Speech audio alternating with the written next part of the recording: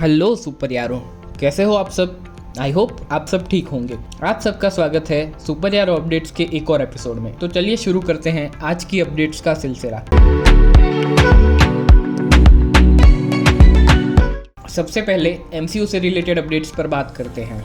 सबसे पहले Marvel studios पर वीएफएक्स को लेकर चल रहे क्रिटिसिज्म पर बात करते हैं। तो रिसेंटली एक रेडिट यूजर ने एक पोस्ट शेयर की थी जहां पर जितने भी वीएफएक्स आर्टिस्ट्स हैं जिन्होंने मार्वल के मूवीज और शोज के ऊपर वर्क किया है, उनका मार्वल को लेकर क्रिटिसिज्म था कि कैसे मार्वल वीएफएक्स आर्टिस्ट को बहुत कम टाइम, बहुत कम पैसे पे करता है and bar bar VFX design and ideas change करवाता है। उस पर एक फॉर्मर वीएफएक्स आर्टिस्ट ध्रुव गोविल, जिन्होंने Spiderman Homecoming and guardians of the Galaxy जैसी मूवीज के वीएफएक्स पर काम किया है, उन्होंने कहा कि ये कोई रिसेंटली स्टार्ट नहीं हुआ है, ये सब पहले से ही चला आ रहा है। उन्होंने कहा कि मार्वल शोज पर वर्क करना ही एक रीजन है कि उन्होंने वीएफएक्स इंडस्ट्री में काम करना बंद कर दिया। यहाँ इश्यू डिज्नी नहीं है, इश्यू मार्वल खुद है।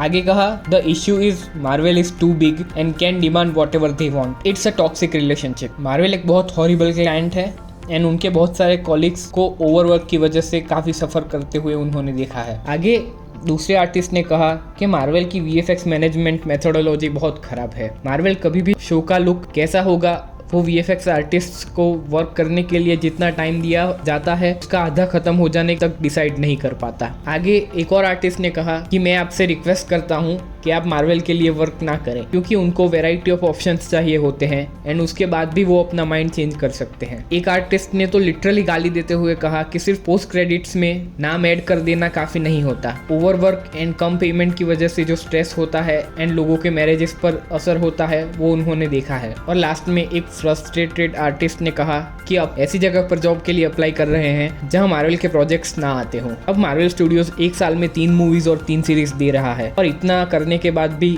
कई सारे प्रोजेक्ट्स के वीएफएक्स को लेकर क्रिटिसिज्म मिल रहा है। आई थिंक अब मार्वल को थोड़ा रुक जाना चाहिए एंड पहले जैसे साल में सिर्फ 2 मूवीज आती थी एंड एक आध सीरीज हो जाए तो भी चलेगा। मार्वल स्टूडियोज को समझना चाहिए कि वीएफएक्स आर्टिस्ट को पूरा इनफ टाइम मिले एंड पेमेंट मिले। अभी मार्वल या डिज्नी से इस पर कोई ऑफिशियल स्टेटमेंट नहीं आया है, सो आएगा तो मैं शेयर कर दूंगा। आपके क्या थॉट्स है इस पर कमेंट्स में जरूर बताना। आगे एक स्मॉल अपडेट है व्हाइट रसल यानी कि John walker AKA US agent से, जहां उनको जब पूछा गया उनके एमसीयू के रिटर्न के बारे में तो उन्होंने कहा कि मार्वल स्टूडियोज बहुत अच्छा है ये सब सीक्रेट रखने में कि कब उनकी एंट्री होगी। आप हमेशा होप रख सकते हो कि आपको मार्वल स्टूडियोज से कॉल आएगा। अगर उनको कॉल आया तो वो रेडी है रिटर्न करने के लिए। नेक्स्ट, मिस मार्वल में कमाला के टाइम ट्रैवल ने एमसीयू के टाइम ट्रैवल के रूल्स को ही गलत प्रूव कर दिया है, ऐसा कुछ लोग कह रहे हैं। इस पर एक थियरी है द डायरेक्ट की ओर से, जहां उनका कहना है जैसे एवेंजर्स का थैनोस को हराने के लिए टाइम ट्रैवल करना मेंट टू हैपन था, ऐसे ही शायद ऐसा हो सकता है कमाला के बेंगल पर नजमा के अटैक करने से रियलिटी टीयर होती है एंड कमाला 1947 में पहुंच जाती है, तो यहाँ हमारी अर्थ 616 वाली कमाला दूसरे यूनिवर्स वाली नानी को बचाने पहुंच जाती है एंड उस यूनिवर्स की कमाला अर्थ 616 पर आ जाती है और हमारी वाली नानी को बचाती है। अब इस चीज को इनफाइनाइटली रिपीट करो तो मल्टीवर्सल डोमिनो इफेक्ट बन जाएगी जो मेंट टू हैपन होगी। सो टीवी भी इसे अब होने देगा एंड कोई इंटरफियर नहीं करेगा। अब ये सिर्फ एक थियरी है, अभी कोई ऑफिशियल एक्सप्लेनेशन नहीं मिली है।